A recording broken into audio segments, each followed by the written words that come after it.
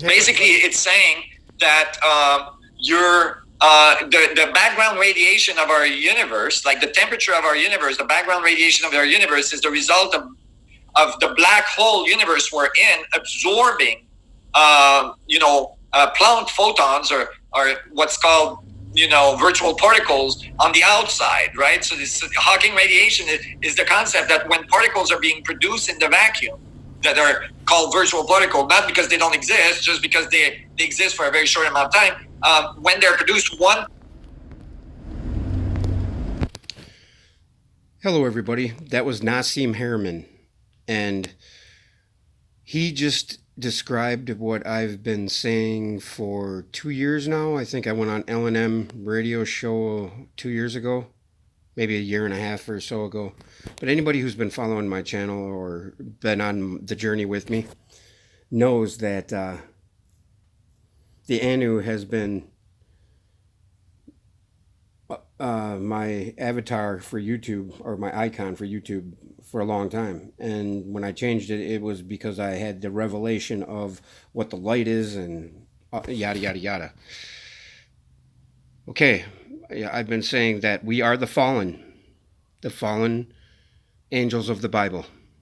Okay, we are fallen angels of light. We are angels of light, regardless if we're fallen or illuminated. Okay, it's like a candle in the wind, a flickering flame or a bright, steady flame. For the brightest light, there's always a darker shadow, meaning that the brighter the light, the darker the shadow. Anu, Skyfather, King of Gods, Lord of the Constellations. Earthly Sumerian cuneiform for An, and determinative sign for deities. Dinger is what this is. North Pole, Draco, stars and deities. Dinger. Okay, now check this out. I'm going to read this. Anu, or An, is the divine personification of the sky, supreme god and ancestor of all deities in ancient Mesopotamian religion. Anu was believed to be the supreme source of all authority for all other gods and for all mortal rulers, and he is described in one text as the one who contains the entire universe. He is identified with the North Ecliptic Pole centered in the constellation Draco, and along with his sons Enlil and Enki, constitutes the highest divine triad, personifying the three bands of constellations of the vault of the sky. By the time of the earliest written records, Anu was rarely worshipped, and veneration was instead devoted to his son Enlil. But throughout Mesopotamian history, the highest deity in the pantheon was always said to possess the Anutu, meaning heavenly power. Anu's primary role in myths is as ancestor of the Anunnaki, the major deities of Sumerian religion. His primary cult center was Iana, temple in the city of Uruk. But by the Akkadian period, his authority in Uruk had largely been ceded to the goddess Iana, or Inanna, the queen of heaven, or the moon, or the queen of heaven, what was it, Isis? Yep, Isis, Mary of the Bible. And, okay, now, you could think Anunnaki, Skyfather,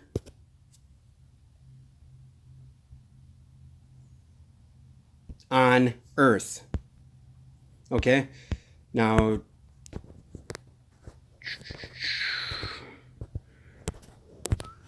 but the point of all this is that through all of these religious texts, the underlying characteristics of the Anu is everything. The all, source, where every energy comes from, okay? And that is what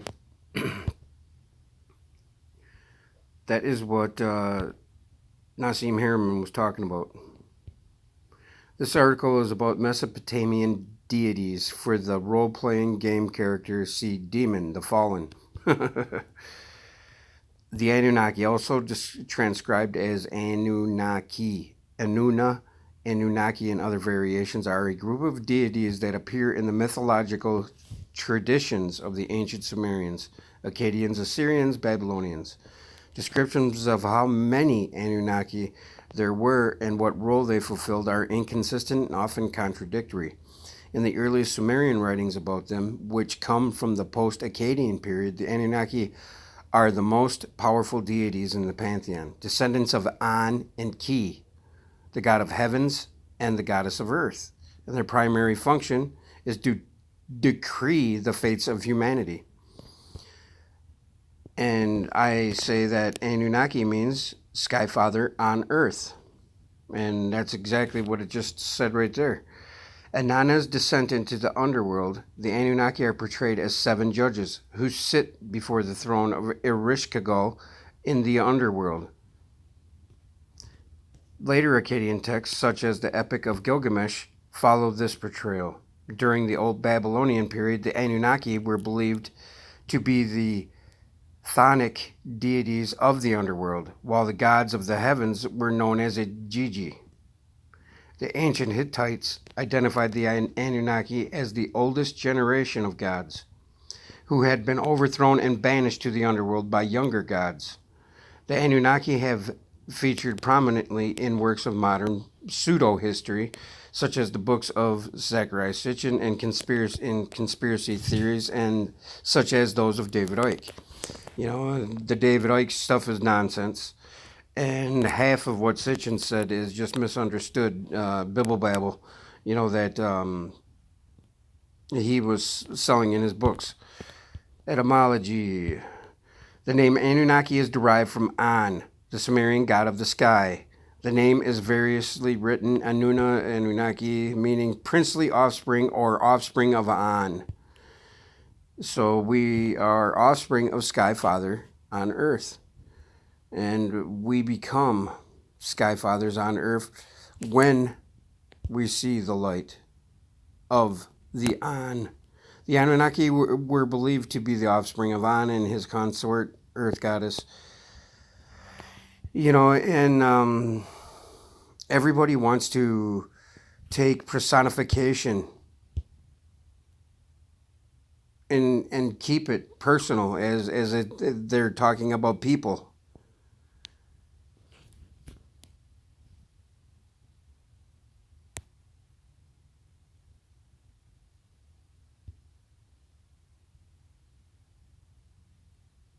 Deities in ancient Mesopotamia are almost exclusively anthropomorphic. They were thought to possess extraordinary powers and were often envisioned as being a tremendous physical size. The deities typically wore melum, an ambiguous substance which covered them in terrifying splendor. Melum could also be worn by heroes, kings, giants, and even demons. The effect that seeing a deity's melum has on a human is described as nigh, or knee, a word for the physical tingling of the flesh. Goosebumps. Wow. Deities were almost always depicted wearing horned caps, consisting of up to 7 superimposed pairs of ox horns.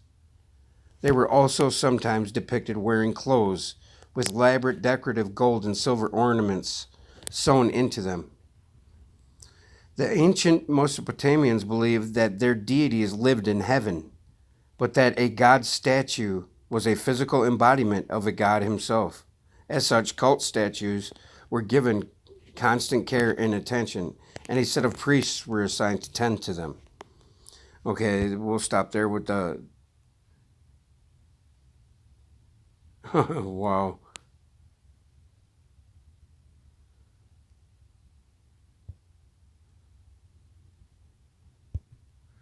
But yeah, the Anunnaki are just Sky Fathers on Earth. And Sky Father is the Anu. And Anu is the black hole. We are the fallen, fallen from our true oneself, the Anu, God. Crazy. Tell me what you guys think.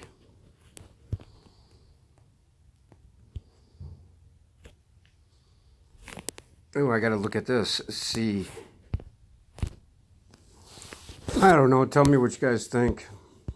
But we are the hyperboloid or inverse in looking out in the galaxy sense. So we see everything as an ecliptic plane or a apple core structure. Like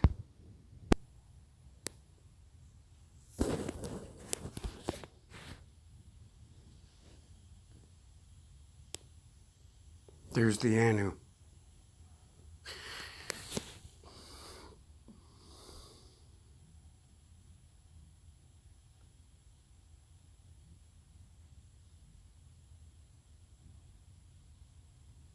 You could think of the ultimate, or the Anu as the ultimate atom. That's what the black hole, I believe, is an ultimate atom. Everything works in this vortical motion. Magnetism, dielectricity are combined to create electricity. The Anu has 7 spirally in and 5 out, just like our heart muscles. We have 7 layers of heart muscles. The 5 is the process of the works, of the truth. Anu is born.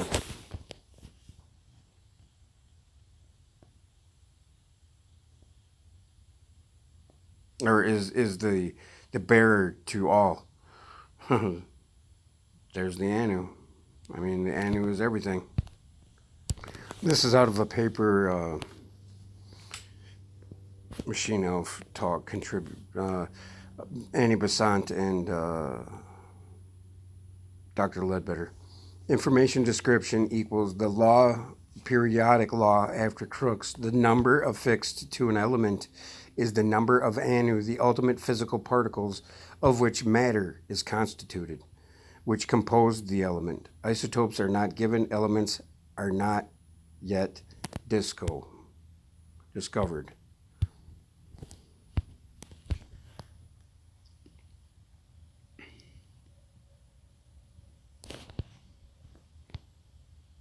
That's the Anu.